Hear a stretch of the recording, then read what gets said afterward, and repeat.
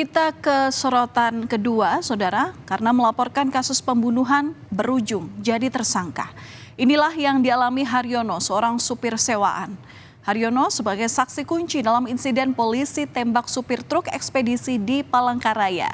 Justru dibui setelah berinisiatif melaporkan oknum polisi dalam kasus pembunuhan kepada pihak kepolisian. Namun Haryono tak menyangka dirinya malah ikut ditetapkan jadi tersangka. Istri Haryono tak terima atas penetapan suaminya sebagai tersangka.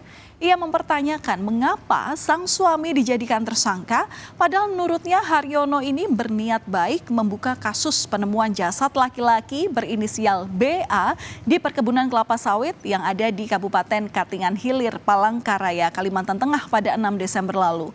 Mereka melaporkan kejadian karena kasihan terhadap korban. Istri Haryono keberatan lantaran sejak awal suaminya justru terjebak keadaan atau terseret kasus pembunuhan supir ekspedisi yang dilakukan oleh Brigadir Anton Kurniawan yang juga sudah ditetapkan jadi tersangka.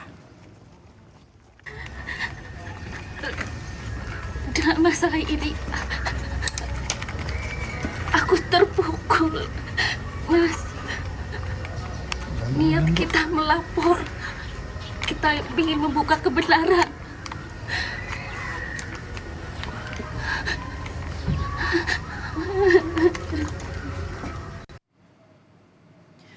Polisi menjelaskan Haryono ditetapkan menjadi tersangka bersama dengan Brigadir Anton karena punya sejumlah peran atas kasus pembunuhan supir truk ekspedisi.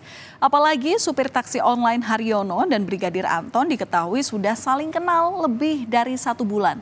Sehingga pertemuan antara keduanya disimpulkan tidak terjadi secara kebetulan.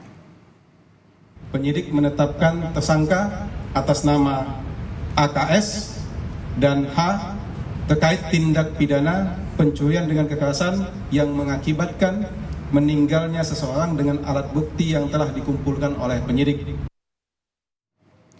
Polisi menerangkan selain Haryono dan Brigadir Anton sudah saling kenal sejak 1 bulan, polisi juga memaparkan keterlibatan Haryono dalam kasus pembunuhan terhadap supir truk ekspedisi.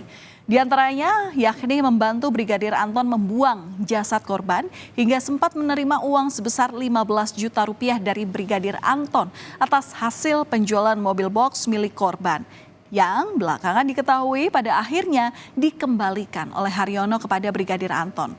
Istri Haryono menerangkan saat peristiwa penembakan hingga hilangnya nyawa korban, suaminya dalam keadaan sangat tertekan, bahkan syok dan tak berani melawan Brigadir Anton. Karena saat kejadian Brigadir Anton marah dan mengancam Haryono.